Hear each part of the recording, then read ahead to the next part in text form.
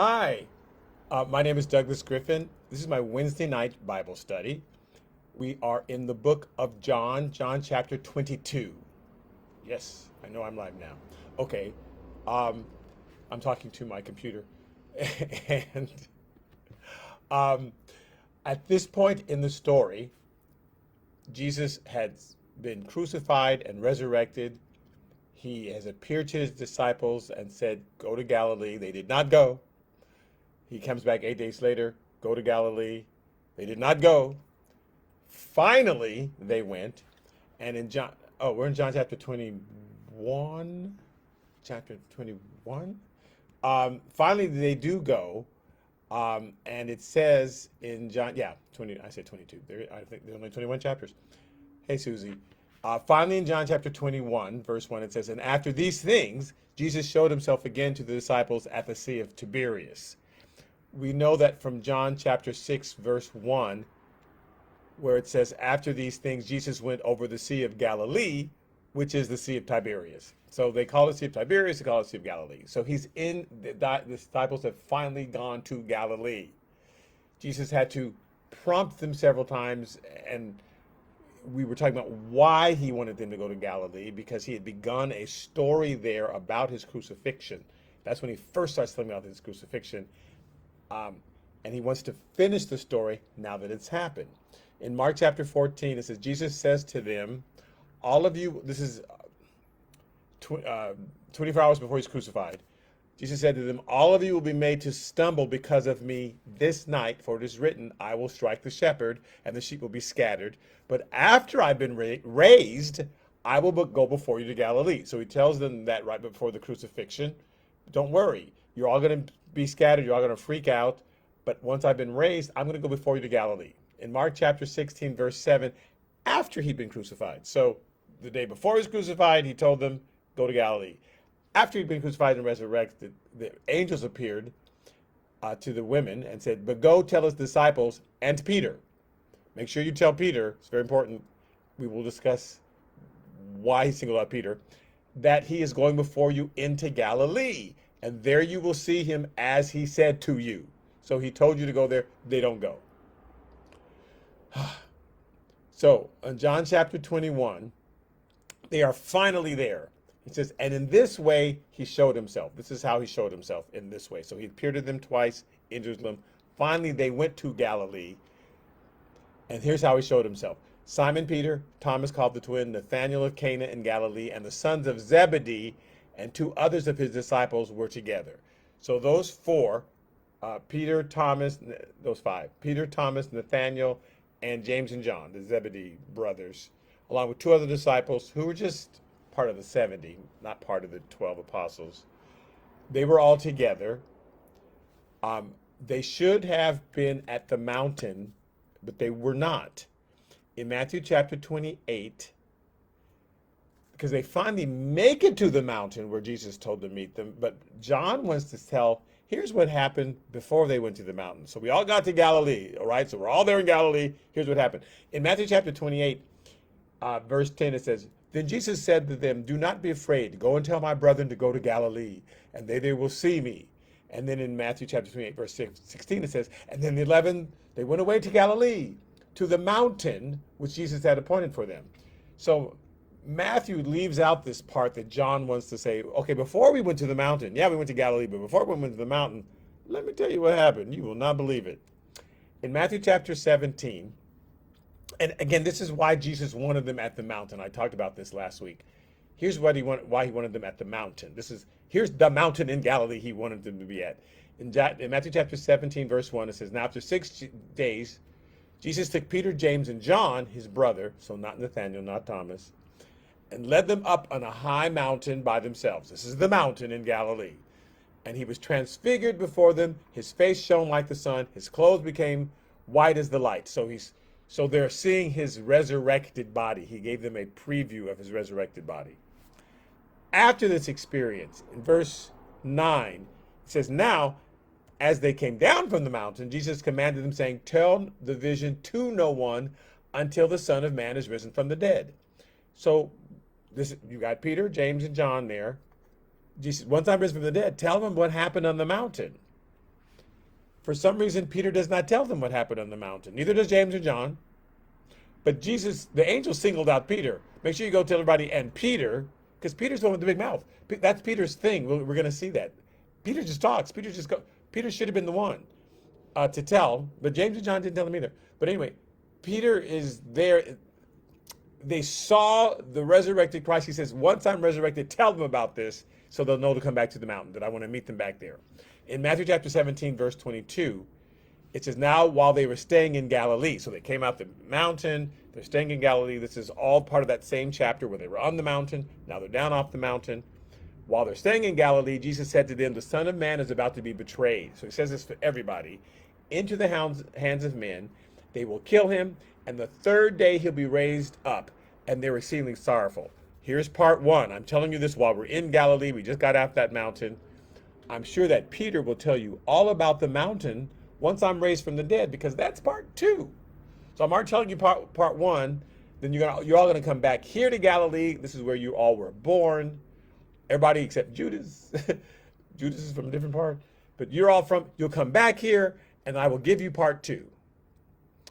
So we're expecting in John chapter 21, because now they're all in Galilee, for Peter to say, well, let's go to the mountain. Instead, it says, Simon Peter said to them, I'm going fishing. Like, oh, okay. So they said to him, okay, we'll go with you also, because Peter, you're kind of the leader. Jesus said he was giving you the keys to the kingdom. He says, here, you're our leader, and so I guess that's where we're supposed to go. And let's not forget that Jesus has appeared singly to Peter. He appeared to all the apostles in that room twice, but somewhere along that line, Jesus had a special meeting just with Peter. Peter's their leader. Peter says, let's go fishing. Okay, I guess we won't go to the mountain. So they all go, okay, so we're going with you. They went out and immediately got into the boat, and that night they caught nothing. I titled this, Why Haven't You Caught Any Fish? Well, they're not doing what Jesus told them to do. And so you can do all the fishing you want. You can do anything that you want. It's not going to be as successful as it could be if you're not doing what Jesus told you to do. So they're out on the boat. That night they caught nothing. Wow, we're fishing. It's similar to when Jesus first met them. Luke chapter 5 talks about that. Luke chapter 5, verse 5. But Simon answered him and said, Master, we've toiled all night and caught nothing. So they had that same experience without Jesus. Then Jesus comes in their life and suddenly they catch all these fish. Now they're having that same experience because they're not doing what Jesus told them to do. Okay, back to John chapter 21, verse 4. But when the morning had now come, Jesus stood on the shore. Yet the disciples did not know that it was Jesus. So all night they've been out in the deep, fishing, nothing. And these are experienced fishermen, and they're like, this is weird, we're catching nothing. But they're not thinking, this is like that day with Jesus. Because that's not a normal thing for them. They know the waters and when to go, and they're all. So finally the fog is kind of lifting, the fog that comes in, and it by the ocean, and now it's lifting, and it's morning, and they see somebody standing there. They don't know that it's Jesus. They just see some guy standing there. So Jesus said to them, children, have you any food? Children, he's using it like kids. Hey, kids. Not like my dear loving children. That's a different word when they're saying my children. He's just saying, hey, kids, lads, young kids, have you any food? And they said, nope.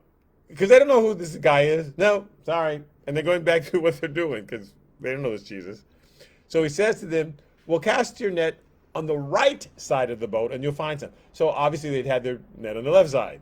They're still not thinking anything about this because when Jesus came to them at the very beginning of his ministry 3.5 years earlier, Luke chapter 5 says when he had stopped speaking, because he's teaching by the shore and they're all out there, and he says to Peter, specifically to Peter, launch out into the deep and let down your nets for a catch.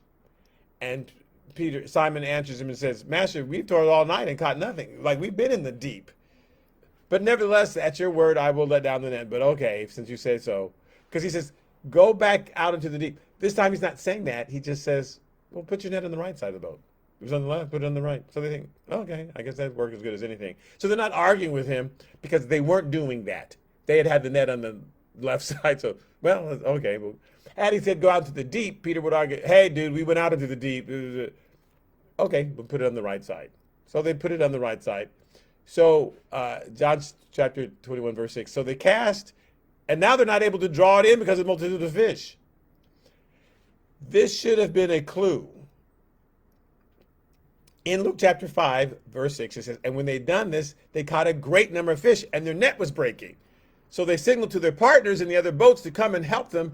And when they came and filled both boats, so they began to sink, like, you guys come, we've got too many fish. So another boat came out. So they're filling both boats. Both boats are sinking now because there's so many fish just jumping in the nets. So when Simon Peter saw it, he fell down at Jesus' knees saying, depart from me, for I'm a sinful man. Like, oh, you must, clearly, you're a son of God, you person who's been teaching here for an hour, and we were just kind of listening to you teach. And then you told us to go back out, and then we said, well, we were there all night. We know what we're doing, but okay. So, like, because he had singled Peter out, Peter felt like the one to fall on his knees, and you must be some sort of prophet. So they're having the same experience. You would think Peter would go, oh my goodness, but Peter is slow. John catches on quicker than Peter. He perceives quicker than Peter, but Peter moves to action quicker than John. John's thing is he gets Jesus faster. Like, oh, this all makes sense. I'm picking up. Peter doesn't. And so you can look at somebody like, wow, look how they got that out of the Bible. And that didn't occur to me, because then you're Peter.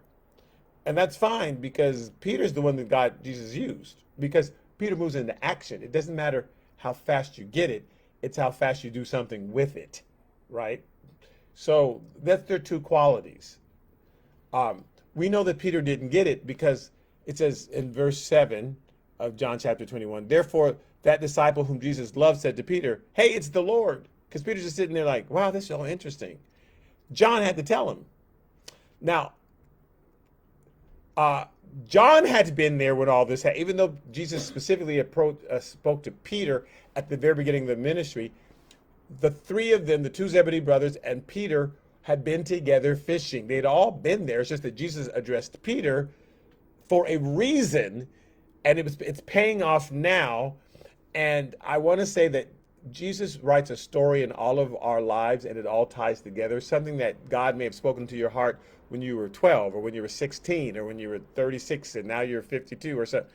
It's the same story that he's weaving together. We're supposed to put the pieces together. He's not telling us different things. It's all one story that he's telling us. And some people write stuff down, some people just remember it. You don't write it down. But if you looked at it, you go, oh, I see that these are all the same story going together. I'm supposed to piece it together. So in Luke chapter 5, going back to verse 9, Jesus addressed Peter specifically and said, you launch out into the deep. Peter's one arguing with him. Peter one that falls on his knees. It says in Luke chapter 5, verse 9, for he, Peter, and all who were with him were astonished at the catch of the fish which they had taken. But Peter's the one that falls on his knees. He says, so also were James and John, the sons of Zebedee, who were partners with Simon. They were there. Jesus did not address them because they had a different lesson to learn at that point. So in that moment, in that miracle, Jesus addressed Peter. John and James had a different lesson to learn. And Jesus says to Peter, do not be afraid. From now on, you will catch men. So I want you to look at these fish that you just caught, and I want you to see a similar thing as far as your ministry is being concerned, as far as you being brave enough to trust me and go out into the deep, whatever the deep is in your life, and you're going to bring in a whole multitude of souls. So remember this, because it's going to pay off later. Jesus is telling that to us. God's telling us this. Things that God said to you early on, and it's like, oh no, I don't remember them. Well, it's okay. God knows you don't remember them, so he'll bring them back to your memory, and it's okay. But I'm saying there's not a bunch of different stories that God has been telling you. One story that if we could piece them together, we go, oh wow, this is all connected. Now, in John chapter 20, verse 2, and I'm pointing out the difference between John and Peter, because Peter is the first one to act, but John's the first one to get it. That's okay. They're just different. In John chapter 20, verse 2, after Mary Magdalene had seen the angel sitting on top of the stone, But she didn't go inside the tomb. She just saw the angel and went, oh no! And she jumped to her conclusion. They've taken his body. That's okay. God's not mad that she jumped to that conclusion. It says, then she ran and came to Peter. She went to Peter first because Peter's the leader. He's the guy. And then to the other disciple. Then she went to John. They're not living together. So she went to Peter's house. Then she went to John's house. Told them the same story. So she went to the other disciple whom Jesus loved and said to them, they have taken away the Lord out of the tomb, and we don't know where they've laid him. So Peter therefore went out, and the other disciple, and they were going to the tomb. They met somewhere in the middle, and they went to the tomb. So they both ran together once they saw each other, and the other disciple outran Peter and came to the tomb first. But he, stooping down and looking in, saw the linen cloths lying there, yet he didn't go in. Peter's the guy who goes on in. That's why Jesus thought, I got to tell all this to you, Peter, because you're going to be the first one to open your mouth. You're going to be the first one to run in. That's just your personality. That's who you are. John was taking it all in, and he's slower, and he's getting it, and Peter, you're just running in. He doesn't even know why he's running in. Peter's just running in like, what do they do with the body? Verse 6 of John chapter 20. Then Simon Peter came, following him, and went into the tomb, and he saw the linen cloths lying there, and the handkerchief that had been around his head, and not lying with the linen cloths, and we talked about that, but folded together in a place by itself. Then the other disciple who came to the tomb first went in also, and he saw and believed. So he got it, like, oh, I know what all this means. But it goes on later to say that Peter just walked away marveling, like, what's going on? Peter thought, oh my God, they took his body, and I can't believe it. And I don't know how they had time to unwrap him and then just leave the cloak. Why did they just take the whole, I don't get it. Why didn't they just take the body? So is he naked? Peter didn't get it. John got it. Peter didn't get it, but he's the first one to go in. That's who he is. He's always the first one to act. So God knows this about Peter. So here's another time, Acts chapter 10. Peter's on his roof because that's where their balconies were. They didn't have balconies. They were on the roof. So it says, the next day as they went on their journey and drew near the city, Peter went up on the housetop to pray about the 6th hour. So it's about noon. It's hot. Then he became very hungry and wanted to eat. But while they were making ready, he fell into a trance. So they're cooking food downstairs. He's upstairs. He falls into a trance because he's hungry and he hasn't eaten. And saw heaven open up and an object like a great sheet bound at the four corners descending to him and let down to the earth. And in it were all kinds of four-footed animals of the earth, wild beasts, creeping things, and birds of the air. And a voice came to him, rise, Peter, kill and eat. But Peter said, not so, Lord, because that's his argumentative way. That Jesus picked him to be disciples. His brain just argues. He can't help it. His brain just argues. Well, no, that's not true. Some people just have a brain. They go, well, I don't know if I believe that. Some people, they don't have that brain. Okay, so he has that brain. Not so, Lord, for I've never eaten anything common or unclean. And a voice spoke to him again the second time in that same vision, what God has cleansed, you must not call common. And Peter went, I don't know what that means. He says, this was done 3 times. Eat this. No, I can't. It's common and clean. What God has cleansed, you must not call common. 3 times. I don't know what this means. Verse 17, now while Peter wondered within himself what this vision which he had sent meant, behold, the men who had been sent from Cornelius is a Gentile, and had made inquire for Simon's house, because an angel said, go to Simon's house. He won't know what the heck he's doing, but he'll just jump in and do it anyway. Everybody else will have debates for 5 years about it. Peter will just jump in and do. So go to Peter's house. So they made inquiry for Simon Peter's house and stood before the gate. And they called and asked whether Simon, whose surname was Peter, was lodging there. And while Peter thought about the vision, what could that possibly mean? The Spirit said to him, behold, 3 men are seeking you, and arise therefore, go down and go with them, doubting nothing, for I've sent them. It's like, okay, I'll go downstairs. Then Peter went down to the men who had been sent to him from Cornelius. Now he doesn't know why they're there, but I guess I'll follow them, and said, yes, I am he whom you seek. Why have you come here? And they said, and they told him the whole story. Cornelius, the centurion, a just man, one who fears God and has a good reputation among all the nation of the Jews, was divinely instructed by a holy angel to summon you to his house and to hear words from you.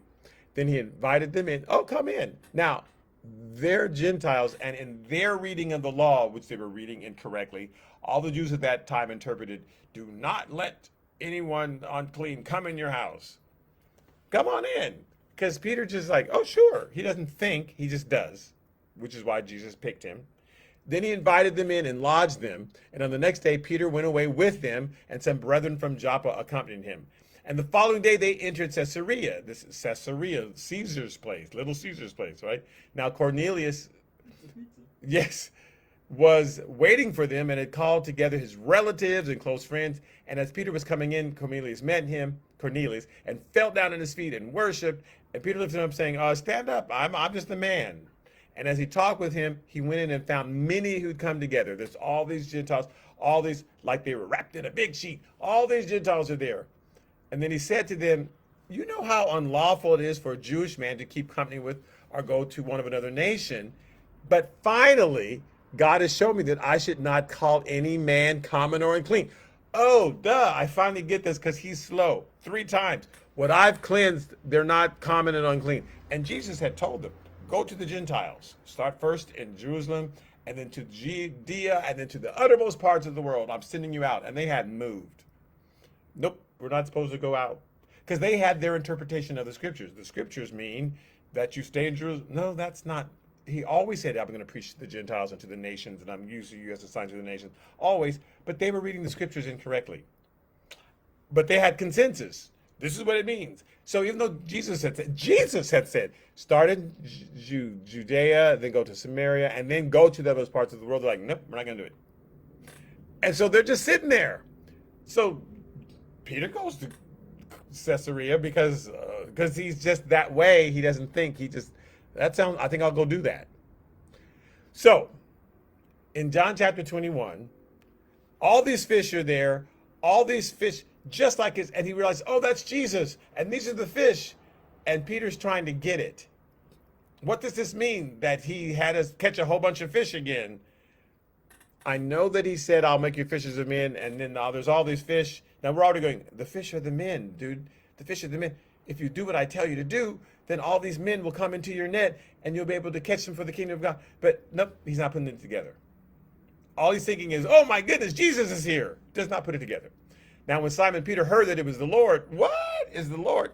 He put on his outer garment, for he had removed it. He's just sitting there in his underwear. Fine. Peter just does his thing. And he plunged into the sea. Now the rest of them, it says, verse 8 says, but the other disciples came in a little boat. Like, why wouldn't you not just take the boat back in? What's wrong with you? And you're not going to help us with the fish? You're just going to jump in the water? Okay, it says, for they were not far from land. Because Jesus didn't say go out into the deep. They weren't that far. They're 20 feet from land. What are you doing? They just simply put the net on the other side. And suddenly had all these fish. Help us carry them. Nope. So they're 200 cubits away, whatever, So they're a football field, however far away. They're not that far. So dragging the net with the fish. Then as soon as they had come to the land, they saw a fire of coals there and fish laid on it and bread. So he already had fish. Like, I've already caught some fish, dude. I'm sending you out to catch more fish. But I'm not going to, you got to figure this out. You have to figure it out. Because we learn best what our own brains help us figure out. We go, oh, I get that now. And then we got it. Because people can just tell you stuff. But until your brain takes it and you figure it out and it gestates in you, you don't got it. So Jesus is, why'd that do that? So Jesus is cooking fish. Like, some fish I've already caught. That's you. You're the fish I've already caught. But I've showed you how to catch a big bunch of fish. See, I've got this little bit of fish. So it's not like I needed fish. That's not why I had you get the fish. I got the fish. It wasn't for me. I've already got some fish. It was for you. Hello, are you getting this? No, not getting it. So Simon Peter went up and dragged the net to land once they'd already rowed on in, full of large fish, 153 fish. There are 5 of them. Well, I guess 7. There's 7. They don't need 153 fish. So I'm trying to get this lesson, Jesus. And although there was so many, the net was not broken. And Jesus said to them, hey, come and eat breakfast. See how you got that fish? I didn't need the fish. I got fish for you. So you got to be thinking, why did that man help us get all this fish? And he already has fish. What does that mean? Okay. Yet none of the disciples dared ask him, wait, who are you? Because, well, now they know. They didn't recognize him, but clearly from the miracle, you got to be Jesus. We just keep not recognizing you, our bad. knowing that it was the Lord. Jesus then came and took the bread and gave it to them, and likewise the fish. I've already been cooking this fish. I just, hey, do you have any food? No, we don't got no food. Hey, if you just put it on the side of the net, I got some food. I just want to know if you're hungry. Now, here's when Peter finally gets this. Way later, a couple months later, in Acts chapter 10, that same thing I was telling you about, when he's at Cornelius' house and he's seeing all of everybody's common and unclean. I mean, no one's common. Jesus has made everybody clean. So I should no longer look at them as common and unclean. If they have a heart for the Lord, they're no longer common and unclean. It's the people who didn't have a heart for the Lord that the Bible said, don't invite those idolaters into your house. Don't invite, because they'll lure you away to worshiping their idols. But it doesn't mean you don't invite anyone in. It doesn't mean that people who are seeking after the Lord, if they're seeking after the Lord, please be around them. If they even have an inkling that they might want the Lord, be near them. So you're misunderstanding what I said about idolaters. You just made this blanket statement. I've now declared them clean. So he finally got that part. He says, I realize that you're not unclean anymore. And so he tells him his old vision. I had a vision of the angel, and he blah, blah. So then Peter opened his mouth because he's hearing all of this, and he's realizing, I think the Gentile, because all he had is they're not unclean. He still doesn't know they can get saved. He's not preaching to them until this moment. Oh, I guess you can get saved too. Like, it didn't, when he said, I make you fishers of men, I thought he meant just Jews, but I think I'm getting this thing now. Then Peter opened his mouth, Acts 10:34, and said, in truth, I perceive that God shows no partiality. Like, I'm getting it. That thing full of fish, that represented the world. We only needed 7 fish. There were 7 of us. But there was 153 fish. I think that was representing the whole world. They were supposed to go out to the whole world. Even though he said, and then, into the other parts of the world. I think I'm now getting this. But in every nation, this is Peter talking verse 35 in Acts chapter 10. In every nation, whoever fears him and works righteousness is accepted by him. There are people all over the world who are hungering for the Lord. It's not just us. I think I'm getting this. The word which God sent to the children of Israel, preaching peace through Jesus Christ, and he's Lord of all. He's like Lord of all. Now I know what all is. Oh, all, you mean all like all people. Oh, the word which was proclaimed throughout all Judea and began from Galilee after the baptism which John preached. Because the day after John preached the baptism, Jesus got baptized. That's the next day he came to us. So John was there with John when Jesus was baptized. John was there. That's why he mentions it he was there when Jesus was baptized. Andrew was there. Andrew went and told Peter about it. John went and told James about it. And then the next day, Jesus showed up and says, hey, come follow me. So he says, this word, which was proclaimed throughout all Judea, it began from Galilee after the baptism when John preached. And he came to us. And how God anointed Jesus of Nazareth with the Holy Spirit and with power, who went about doing good and healing all who were oppressed by the devil, for God was with him. Because he healed people when he came off that mountain, he healed that kid who was oppressed with the devil. We couldn't do it. That kid was actually brought here from the Gentiles, because Galilee is near. Gentiles were crossing over the Sea of Galilee, and they were coming to Jesus. Jesus couldn't go to them. The Syrophoenician woman, he had to send her there, because the scripture says, I will send the Messiah only to the Israelites, right, in Judea. They're then supposed to go out to the rest of the world. So I fulfilled my mission. I really wasn't allowed to go to all these other places.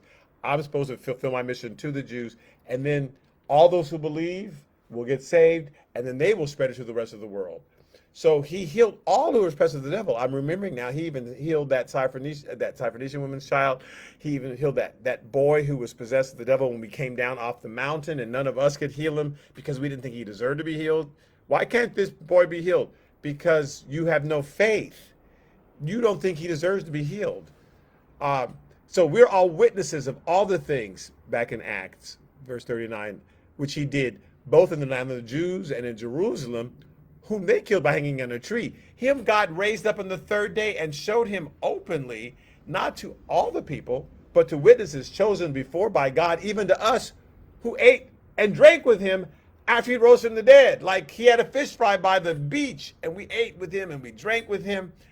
And now I'm finally putting even that day together. That day that the fish jumped into our nets.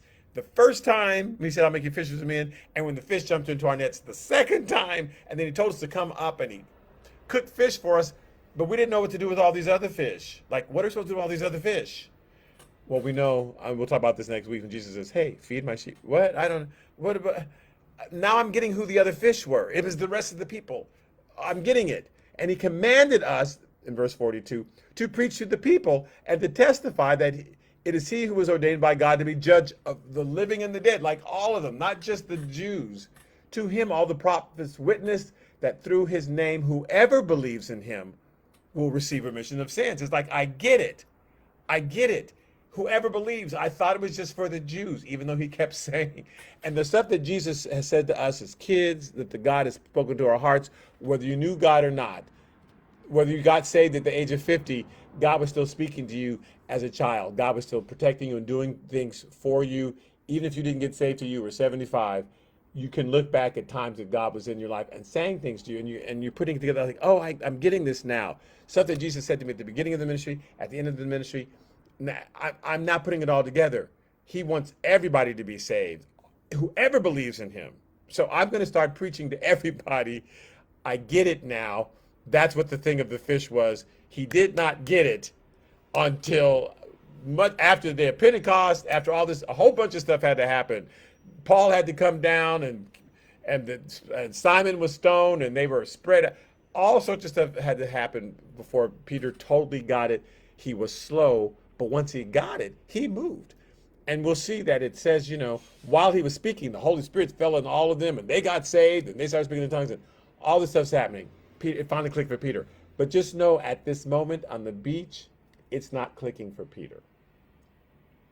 So in verse 14 of John chapter 1, it says, this is now the third time Jesus showed himself to the disciples, because he showed up in the room. He sent messages, go to Galilee, go to the mountain. They didn't go. He came back later, 8 days later. When they finally went to Galilee, they all went fishing. This is the third time Jesus had to show up and, hi, hello. And I'm not going to tell you again what I said earlier. I'm ready to tell you the new message, but you got to go where I told you to go first. And that whole message that Jesus is going to preach about, go you into all the world, and whoever believes these signs will follow, that happened on the mountain in Galilee in front of 500 people. He went and Jesus preached the whole sermon. That happens there. Peter's still not getting it, though. He's not getting all of it. And so, because he has his own block, and sometimes we have our own block why we don't get stuff. So next week, we're going to talk about that little private conversation that Jesus has with Peter about feeding his sheep. And Peter's like, what about him? And what it all meant, because Peter's not quite getting stuff. And like I said, he doesn't totally get it for months. But Jesus has to pierce Peter's heart, and he's focusing on Peter, because Peter has a big assignment. Because Peter gets stuff first? No. Because Peter knows the Bible backwards and forward? No. Peter has a big assignment, because when he gets it, he jumps in and does it. God knows that about Peter. So you don't have to be the smartest thing. You have to be the person, though, who, if God tells it to you, you're going to do it. God will use you. And God uses slow people, too. John was slow. And so God uses everybody. He has a different assignment for everybody.